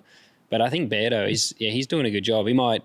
The only thing they may need to do, he does a podcast with Sleuth, so that kind of, if he does... No, does it? Yeah, if he has any people that... If he does make a bad call one day, that could be the undoing. See, I mean, if it was up to me, Beardo, anyone like that, wouldn't be allowed to do a podcast.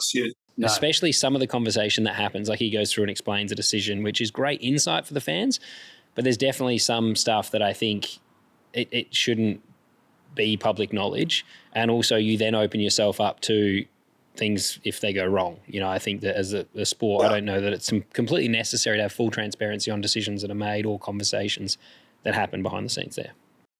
Yeah, and NASCAR, if you watch any NASCAR or watch any of the associated podcasts, whether it's what's it called, Stacking Pennies or Door Bumper Clear or whatever it is. You see the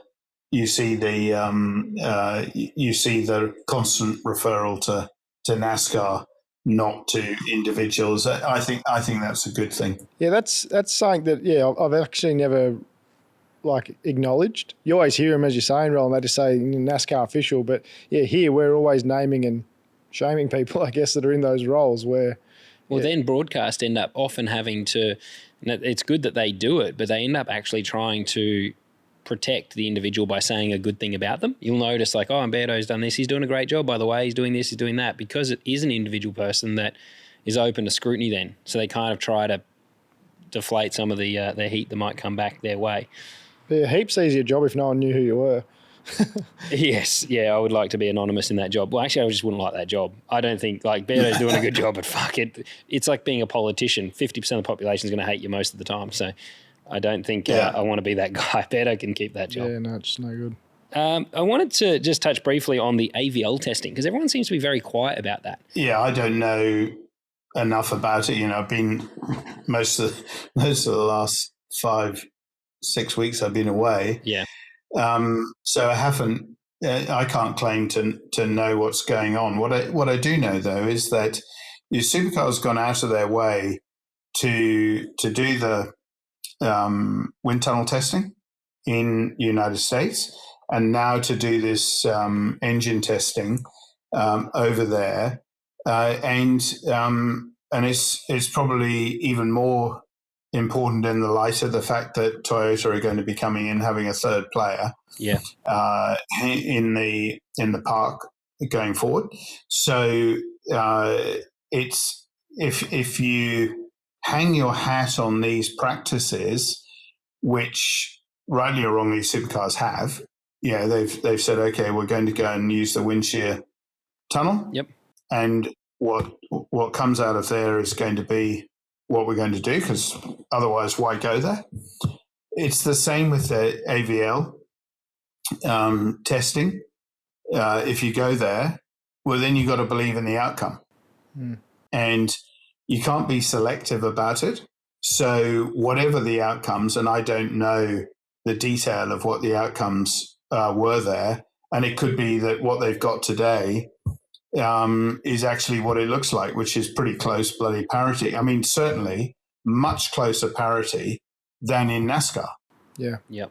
And you don't hear everyone whining about parity in NASCAR all the time. It's been a bit of a taboo for us. We kind of ignore it because it's like, it doesn't really, talking about it doesn't add to our show. It doesn't add to the fans' experience. Yeah, I mean, I said publicly last year that the talk of parity should go on behind closed doors effectively, and I got into trouble for saying it or whatever, but not that worries me. But but I think the parity discussions, which go on in NASCAR, but behind closed doors, they don't go on in public, and for the most part. And so, but whatever the science is saying in the wind tunnel, whatever the science is saying on the bench, on the engine bench, then you need to adopt it. It's as simple as that. So if there are outcomes that are different from what the engines are doing today, then you've got to adopt it. I mean, as we speak, it sounds as though, on one side of the grid, you got some pretty big problems to deal with in the short term. Yeah. Which I know Kenny Mack at KRE, who, as I'm sure you know, is a very close friend of mine. But Kenny would say, to a certain extent, there by the grace of God go I. When everyone has pushed him, everyone has pushed him and the Ford engine building side to reduce cost, but the components aren't as good. Yeah. So you got to be careful what you wish for. And that's true of a lot of the car, to be honest. I mean, a poor man pays twice. Yep. And we keep seeing that in supercars at the moment, that people have tried to push the price of the parts and the car down, in my opinion, too hard. Whereas they should be looking at the overall cost over a season, 2 seasons, 3 seasons. So I've got a lot of sympathy with the Ford people today as they try and put right this crankshaft issue that I don't know the facts around it at all, but there's clearly plenty of work to do. Yeah. But in the meantime, supercars, whatever those outcomes are from the bench, then they need to adopt them if there's anything to adopt, because otherwise, no point in going and spending the thick end of $1 million Australian to go there. Yeah. Yeah, and it is a big concern going ahead to Bathurst with what's happening there with the failures that they had. It's huge. But with the cost then, we'll wrap this up very quickly and get into the voice memos. But I spoke to you a few days ago and you mentioned a couple things like rolling starts, stuff like that. And I actually, just before we do get onto our voice memos, which is our favourite bit, but you'd mentioned format, which I think you've nailed there. But could we introduce some things like rolling starts, just even if it's not for all of the starts, because I still think the standing starts has great value, but I think some of the rolling starts you mentioned actually has a big impact on reducing some of the running costs of the cars. And then the other thing is the cars themselves. There's been a lot of talk about how expensive they are to repair and the time it takes to repair the cars. Is that something you think can be resolved, or is it something that's not really, it shouldn't be of a concern? Because like you say, it's stuff that needs to be looked at over a few years as opposed to the build cost and things like that of the cars. Look, I mean, two different things there, Scotty. I think rolling starts are more dramatic than standing starts. I think there's the thunder, especially with our cars. I would love to see rolling starts, and we did it once at the Grand Prix. Yeah, and so I'd love to see rolling starts because I think they add to the drama. Every GT race the world over has rolling starts. NASCAR has rolling starts. IndyCar has rolling starts. There are more categories that at a professional level that have rolling starts than don't. So I think with our engines and our the drama, the cars coming down in between the buildings, the pit building and the stand at Adelaide, for instance, or Bathurst, and having a proper start zone, NASCAR style. Yeah. That would be tremendous. I think I would do 2x2 safety car restarts at the permanent circuits. Yep. I'd be nervous about doing it too much at the street circuits, but at the permanent circuits, I'd do it, and probably including Bathurst. Yep. To count that as a permanent one for it, to have 2x2 restarts. Incredible, and the drivers would soon get the hang of not crashing into each other at turn one. Yeah, they'd learn very quickly. They get their heads around it. Otherwise, they'd probably be looking for new jobs. Well, I mean, go-karting's rolling starts with effectively open wheels, so we can all do it. We've all done it at some point. It's not like it's new to us. You're right there. No, so you've done it in karting. Everyone who's come up through karting is an expert at it. So you do so rolling starts, but then I think they increase the drama.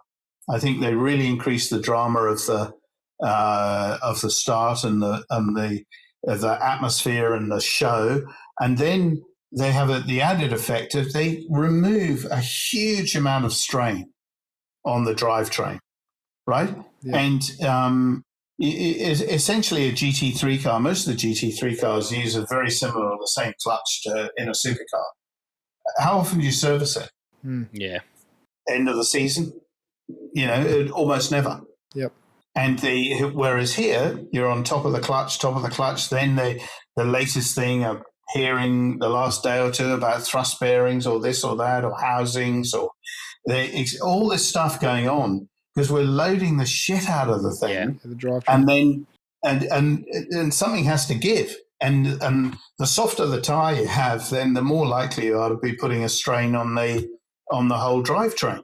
Yep. So I see it as a cost saving, and the only thing that you've got to make sure is that the drivers are reasonably disciplined about their starts and restarts and everything, so that you don't spend that money over there. Yeah.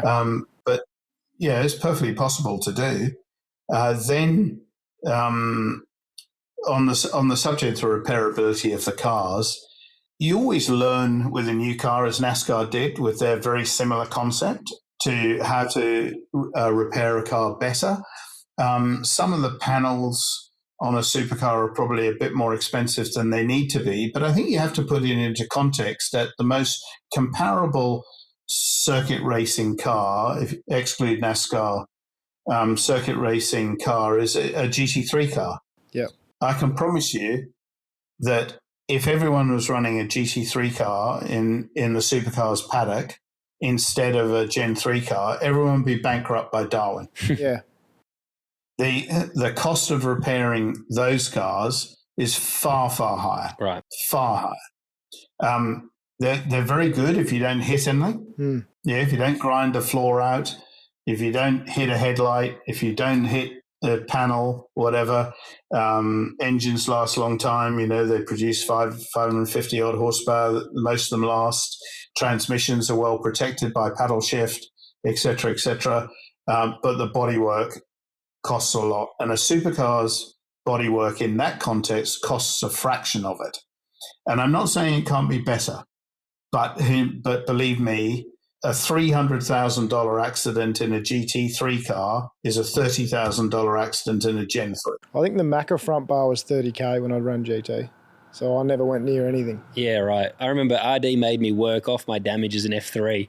You might remember that. I got this bill. I got, again, more shit that I crashed. I crashed my F3 car at Monza, the first event. I had a £15,000 damage bill just for nose cones. And RD was obviously sponsoring me at the time amongst other people that were helping me out. And at the end of the year, I got this bill that the team had kind of like held off until the end of the year, and RD's like, holy shit, how many fucking nose cones did you go through? And because coming out of Formula Ford, things like fiberglass $10 nose cone, you use it to move people. Yeah. And the first weekend I did in F3, I was using the nose cone to move people. On the gearbox of people. And I didn't know they're charging me like €5,000 a pop for this nose cone repair. And so I definitely know that the cost of some cars can be quite astronomical. I had to work that one off. It took me a little while on the salary I was on, putting stickers on the car. Surprised you made money yet, mate. Pay that off. Actually, I was lucky. I got the Mike Cable Young Gun Award, and I think that actually sealed my deal at the end of the year. I was out of debt there on the nose cones. So that was good. You mean after the end of 2012, after you'd done Super 2? Yeah. I actually went and found... Was there money on that prize? Here's another one. Well, here we go. So RD... What did you get? RD... I got bonuses in Super 2 and like RD after me in Super 2. Oh, right. I think he just thought, surely it won't be that good in his first year of Super 2 out of F3, but I had a really good year. And at the end of the year, I didn't actually, it was $15,000 it was then for the Mike Cable Young Gun. And you probably didn't know about it because I didn't want you to find out. I thought, I think RD keeps my bonuses, so Nuri. And I was like, I needed that one. So that got me out of debt at the end of that year. So there was $15,000 RD that. You owe me $3,000 then. I probably just put myself back in Plus interest, mate. Plus interest, RD. That was a while ago. Yeah, that's 15 now. There's a lot that RD's found out tonight that I kept secret for 12 years. Before we tuck into the memos, Roland, I guess now you're not an owner in supercars anymore. What are you doing to fill in your time now? I'm sure you're still busy doing things. What's a normal day for you now, mate? Well, I mean, the first thing about my lifestyle now is my carbon footprint is enormous. And, so, I don't know how many trips overseas I've done this year, but I've done plenty and loved it, and rediscovered America, if you like, but also, being in the UK, being in Japan, being in Malaysia, Singapore, Thailand. So plenty of traveling, and I've got a pile of tickets sitting over there waiting to be used. Hopefully, I'd hate to die with all of them on foot. I'd like to use them. So then the biggest activity, and to be honest, the biggest enjoyment from a work point of view for me comes from chairing PWR, chairing the board at PWR, which many people will be aware of as the foremost company in the cooling sector in not only motorsport but increasingly in aerospace and defence, that's headquartered on the Gold Coast. And I've spent the day today at doing a board meeting there. Wow! So I really enjoy that business, and everything goes with it. It's taught me a great deal about, because that's a listed company. It's on the Australian Stock Exchange, ASX listed, 300 companies it's called, and it's taught me an awful lot as well over the last seven or 8 years about governance as well, and I hope I've been able to contribute to it over that period of time. I love doing that, but I do a couple of committees, Motorsport Australia and the FIA, which unfortunately neither of them pay. But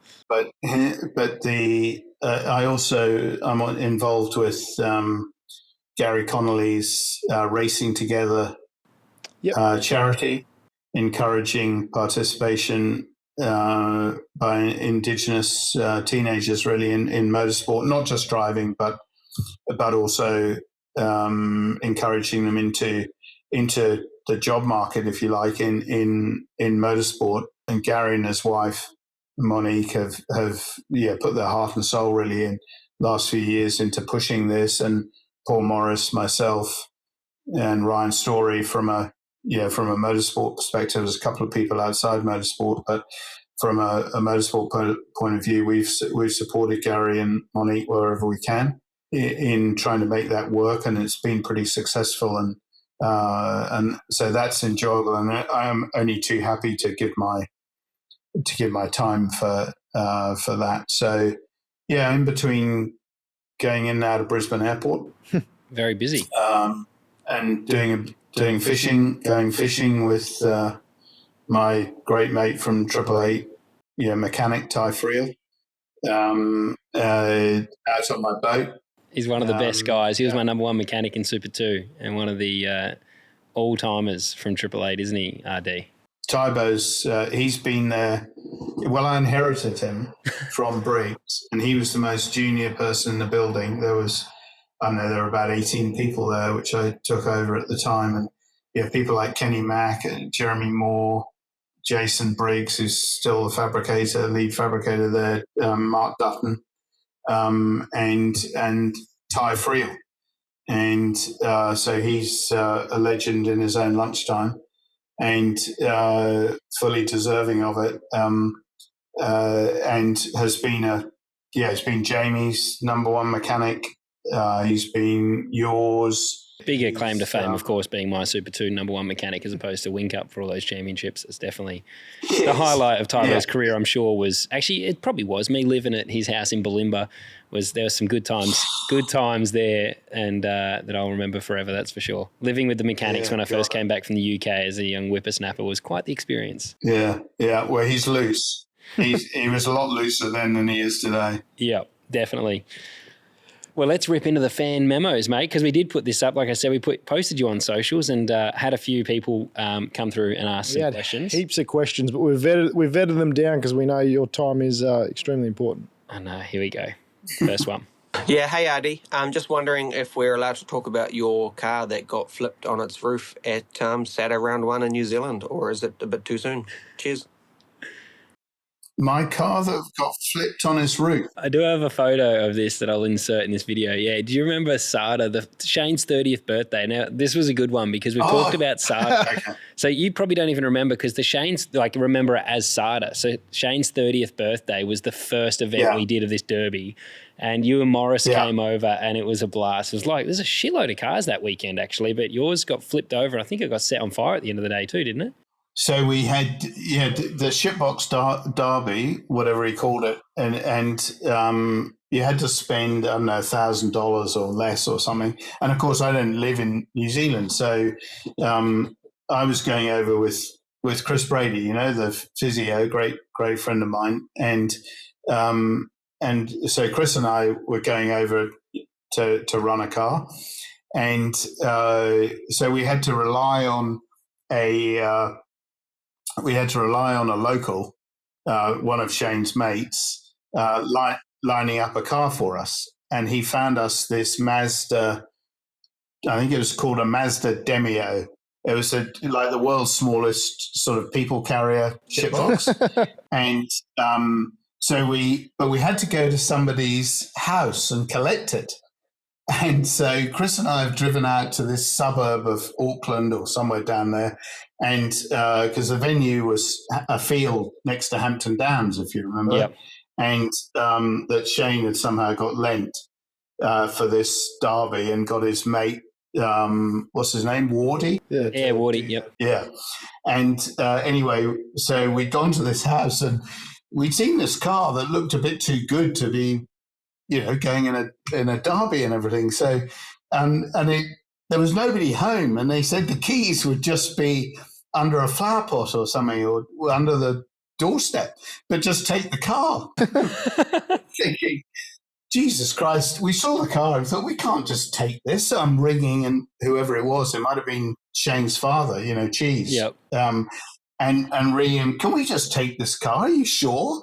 And yeah. Anyway, so we took the car, right, and drove to the field to start preparing it for the next day. And then the guy who'd organised the car for us, I can't remember his name, but one of those lunatics. It was probably Matua, because Matua was sorting out our car for us this year. Yeah, it was one of those nutters that used to turn up in shorts in the middle of winter and watch Shane at Winton or something from New Zealand. And anyway, one of his nutty mates, and he said, oh, yeah, that car's fine. Because I said, are you sure we got the right car? He said, yeah, that's the car. His wife took the kids to school in it this morning and then left it in the yard for you. Jesus, okay. So anyway, we got to work on preparing the car, and the car was running on slicks. The tire tread had gone and everything. So I said to Brady, what we're going to do is we're going to take the front wheels off this car, leave it on bricks, and we're going to nip into Pukekohe to the tire place. And we're going to get some fucking good front tires for this, front-wheel drive, right? And we're going to get some really sporty tires for this with plenty of tread on them and everything. We're going to be, it's going to be like having traction control. We're going to be ahead of the game. Some snow tires on it. So we've gone off down. We've spent a couple of $100 on dollars on tires and everything, which was totally against the spirit of the rules, but whatever. And we've come back to see the car is not on its roof; it's on its tail. It's sitting on the rear estate car door of that thing. So it's sitting up there, and Cheese, Robert Van Gisbergen, Shane's father, has decided it'd be funny to get the forklift and put it up like that. So, and of course, along the way, he's half knackered the car. Yeah. So by the time we put it back down on its wheels, the thing's knackered, right? Oil's run out of it. So it's gone from taking the kids to school safely at 8:00 in the morning to 4:00 in the afternoon, being utterly useless to man or beast. Fucking hell.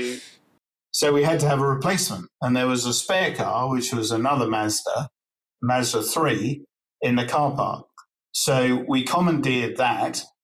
Luckily, the PCD on the wheels was the same, so we could put our trick tyre combination on the car, and we had quite a good run. We had quite a good day, but at the end of the day, we're all parked in the field, and everyone's having a beer and and having a bit of fun. And Shane said, "Right, you've got to try and blow your engine up." So there's all these people sitting there and on the throttle like this. I just went and got a rock and put it on the accelerator pedal of the Mazda and walked up the hill next to it and sat on the top. And 20 minutes later, the whole thing was on fire, and it was the fire brigade came down. It was, last car running got the money on the bar, I think, was the person that won. So it was like the last car to explode, and yours, the exhaust pipe and everything just ignited, and the whole car caught on fire. It was ridiculous. Yeah, it was good fun. It was very good event. They've been there's a lot of people asking for a live podcast from the next one, so we might be doing that. All right, we'll roll into the next one. Hey guys, field sizes. Obviously, it's at 24. People say it should be higher, but then others come back and say we can't because you can only send 24 to international rounds. And I get that you got to split the money between all the teams, but good incentive for those lower teams to get their A into G if they made it. If you're not in the 24, you don't get to travel international. So it might actually pick their game up maybe. So, yeah, just your thoughts. Cheers. Is it achievable to bring more cars to the grid, do you think, RD? It's a very hard one. The financial commitment for supercars is way beyond anything else in Australia. And for teams to go out and raise the money and get the commitments and everything to do that, they've got to have surety about what they're doing. They've got to have surety that they're going to be able to race. Yep. I think that's only fair. And I mean, unfortunately, it's not like the old days, but NASCAR's the same, IndyCar's the same, Formula One's the same. I'm not saying there can't be tweaks around the edges, but the fundamentals are you've got to have the surety, and the fans also want the surety that the cars are going to turn up. Because if you say, okay, well, we'll open it up, well, I can tell you what will happen. You'll have some race meetings where you'll have 28 cars. You'll have others where you have 16. Yeah. Yeah, that's what happens across. I mean, look at Trans Am. Yeah. You're never quite sure how many cars are going to turn up. Yeah. No, it's fair. When you've got television commitments, when you've got, a high level television, whatever we think of it, is still at a high level, and you want the product shown properly and professionally, then you've got to be able to do that. You've got to be able to have surety of the grids and who's on the grid. Yeah. Yep. Here's another one we've got in from George Mediki. Hey boys, love the pod. This one's for RD. Roland, some time ago I came up to ask you for some advice as to what to do with my racing career moving forward. And at the time you had Scotty driving for you in the monster car in Super 2. And I remember you just being so impressed by how much of a commitment he'd made to himself and his racing. He'd put everything on the line, and I remember that really resonating with you. So when you're looking for the next Will or Brock, how much of it is just pure speed and how much of it is figuring out, whether that next driver has that X factor, that champion in him, or otherwise, what is it that you're looking for? Cheers. Yeah. I would say that hunger factor is a big one. That the fear of failure is a big one. I see that from a personal point of view. Driven by and have been driven by the fear of failure. I think drivers often are as well. I think that's a good thing. But they haven't got Scotty, you didn't have a safety net underneath you to a greater extent than most drivers. But when I look at Brock Feeney, there was a hunger and a commitment and a do this at all costs approach that I really liked from when I first met him properly and spent time with him. That's what he was. That was the be all and end all. And I'd talk about somebody who I don't know. Maybe it's a bit unfair, etc. But I see a Lance Stroll, for instance, who in Formula One, who was an incredibly quick driver in the junior categories as he was coming up. Okay, he was in the best equipment or etc. But he was very fast. I just see somebody who's too comfortable. He knows that he's going to be a billionaire come what may. Yeah, he's going to be wealthier than every driver on the grid come what may. I don't see a hunger factor in there. So it's not just talent; it's that will to win. And your co-driver in Triple Eight right now in Will Brown. I mean, all this, he is the smiling assassin to replace the last smiling assassin, Craig Lowndes. Yeah, he is so fiercely competitive. People don't always see that, but he is. Yeah, and, I'm just seeing it now. Exactly. He'll pat you on the back for doing a good lap time in his car, and then he'll think secretly, right, how am I going to fuck him up the arse and make sure I go 2 tenths faster? Yeah. Mind you, I thought about that 5 minutes ago. No, it is fair. There's a lot to it, isn't there? It's, that makes a driver stand out, I guess. But good question. Hi, Roland. It's George here from Victoria. What's the one thing fans can do to get the leaders of supercars to hear them? There's lots of comments and opportunities that fans talk about, but no one is listening to us. Thanks. You got to be so careful with this sort of thing because it's almost like customer clinics. And when in my world, in the car business, for instance, I'd take Ford famously said that the AHU Falcon clinicked very well, as they put it. They showed it to potential customers who all raved about it. Well, hang on. Had they got them pissed before they came in the room, or they put the Ray Charles glasses on or something? Or there was it was completely wrong. And at the other end of the scale, you've got certainly in those days, BMW would say, "Well, we don't do customer clinics. Yeah, we try and anticipate what the customer wants, and our customers are the fans. So yes, of course, BMW listened to the feedback from their owners on what works and doesn't work for them, but they then form an opinion, hopefully around that, and then go forward and produce a better car. And that's what I feel that supercars should be doing is listening to the inputs, but then don't ask the fans what they want. Try and interpret it, because often they don't know what they want. I didn't know I wanted an iPad, but Apple produced an iPad, and suddenly I wanted one. Yeah. Right. Yeah, it's like every client, like in mind with editing and creating videos for clients, often they don't know what they don't like until they see it, and then they want something different, or they don't know what they need until you've delivered it. Exactly. So I think, use these sort of forums to listen to what the feedback is, but then you've got to be a leader. Leaders then put their best foot forward, and they don't always get it right, but say, okay, well, this is the product that we're going to offer our customers as a result going forward. Don't ask them what the product should be. Yeah, fantastic. Good. Roland, we'll do one more if that's all right, mate. Yep. Hey, boys. Got a question here from RD's very cold grey homeland. Just wondering what his thoughts are as a fellow Brit on the accessibility of the sport internationally.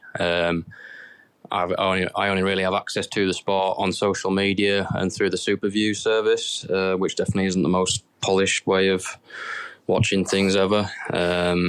It doesn't work half the time, and then when it does, you're kind of watching things a day late. But just kind of how it is. What the sport can do to grow beyond Australia and New Zealand, maybe not on track, but just kind of to grow its presence and reel in the fans from abroad, because it kind of looks like it's dropping off even domestically, never mind for the rest of us. So yeah, what can be done to kind of get the sport back to where it was 10, 12, 15 years ago? Sure. Yeah, very good question. Yeah, very good question. It's something that is quite dear to my heart. But the first thing I'd say is that I've got 3 passports, and the Pommy one's at the bottom of the pile. The Irish one sits above that, and then the Australian one at the top. So I'm only a Pom when I actually land at Heathrow, and it's the fastest way to get through passport control. Customs, yeah. But yeah, I can certainly sympathise with what he's saying about the accessibility of the sport, and I have advocated for 2 things for many, many years on that front. One is that, and this is being purely selfish as a team that would benefit from increased revenue into the sport, and increased revenue comes from increasing the fan base at the end of the day. So I would do 2 things. One is I would try and make sure that we'd got 2 or 3 international drivers full-time in supercars. And I don't mean Kiwis. Yeah, they're not international.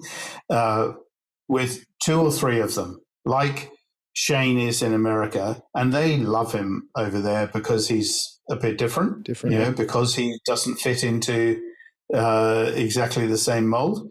Daniel Suarez, as well, and I've watched the people around them, and they've got a lot of fans. So, and people like the fact that they're not Bobby Joe from down the road. Yeah, we've got plenty of them. And when we had this in British touring cars in the 90s, Joe Winkelhock, for instance, who drove a BMW for Schnitzer, Smoking Joe, he was an incredibly nice guy, but he was number one enemy. As the local fans would be supporting Steve Soper or John Cleland or whoever at the time. But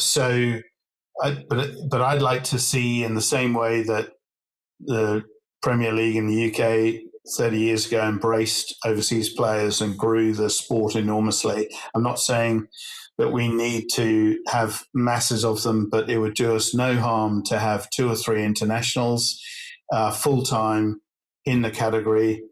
Then a good reason to have the diff, by the way, there. And I love the concept that Cochrane introduced at the Gold Coast in 2010 and ran for 3 years. I was so disappointed when that stopped. That was fantastic. I thought that was brilliant. Yeah. I thought it was absolutely outstanding in increasing our reach overseas. And when that stopped, we disappeared off the radar for a lot of people. Yeah. And we just started to build up an international presence. It was a ripper idea. But what I'd be doing and would have done years ago is said, okay, our product overseas on television through the SuperView, which you pay. I mean, I've got it on my iPad because too many times I'm overseas. I think it's like $10 a month or something, and it's not a great product because it doesn't always work. I can tell you, but the amount of revenue that produces for supercars is bugger all in the greater scheme of things. The international rights produce bugger all. I would put it on YouTube. Make it free.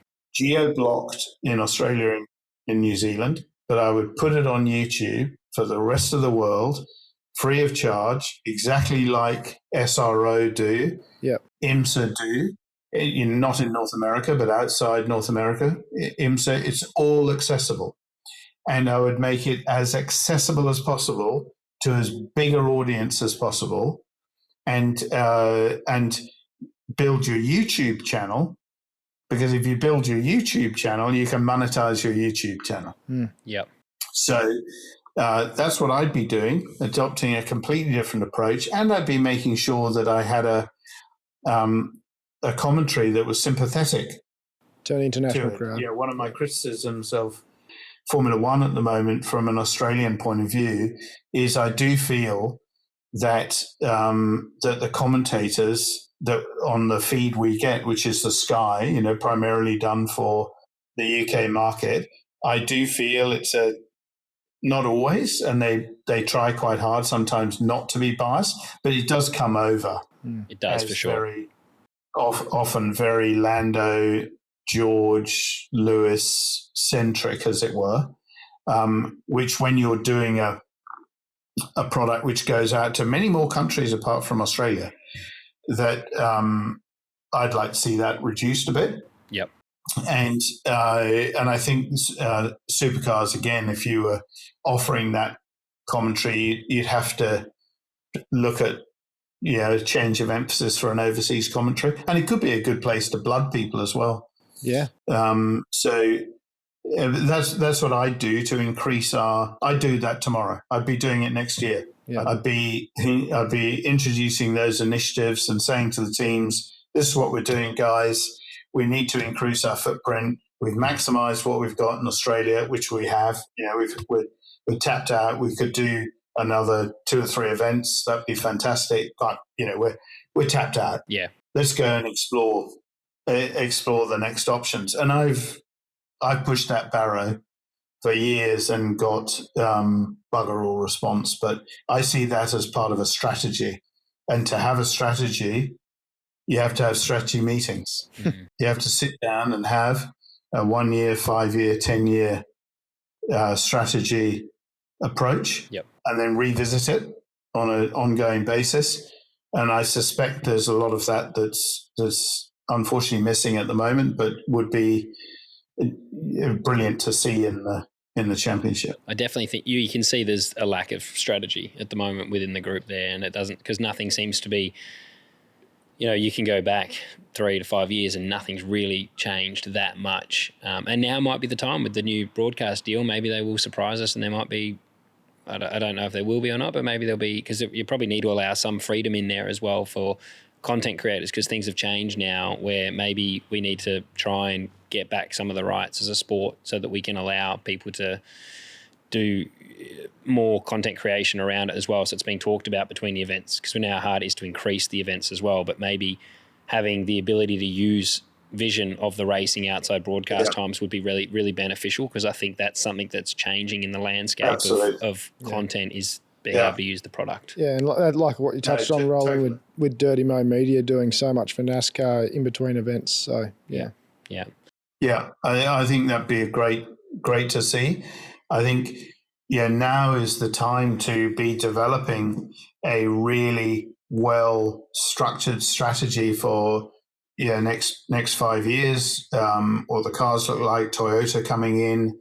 I wrote something the other week that for me the ideal number is 4 manufacturers. So I'd be trying to see how you could achieve that, because I think I think the ceiling has been broken. It has been broken now very well with Toyota. That's fantastic. There's a lot of questions around how they come in and how it's all done and everything. But the sport should be mature enough to be able to handle all those challenges, overcome them, and deal with them. But it'd be great to see that 4th, no more than that, but to see a 4th manufacturer in there, and giving a platform, that a real strategy can be developed around for the future, hopefully long term good of the category, the teams, and the fans. Well, let's hope now that ceiling is broken, we do see another manufacturer join the party, and in the next few years see some real change in the category, and see it go from strength to strength, or at least get back to its strengths from a little while ago under different management maybe. But thank you very much, mate. It's been really enjoyable to chat. We've had a long chat in here, so I appreciate your time. It's been very good. It's been a long time since we actually got to catch up anyway. But thanks for coming on a pod. We were genuinely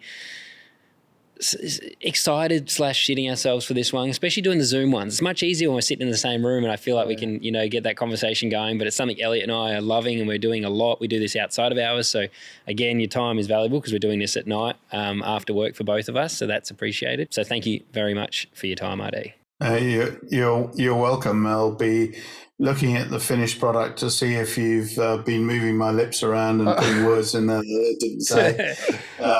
Etc. And thank God we didn't get a question from Shane. Yeah, I was surprised by that, but I think he's afraid to upset you now. So you're finding out stories that I did in the past, whereas now Shane's afraid to tell you anything new because he'll be in the shit. Yeah, thanks for coming on, RD, and hopefully we can get you back on one day at the bar and we can have a drink and do it in person. But appreciate your time. Thank you very much, guys. Thank you. Cheers.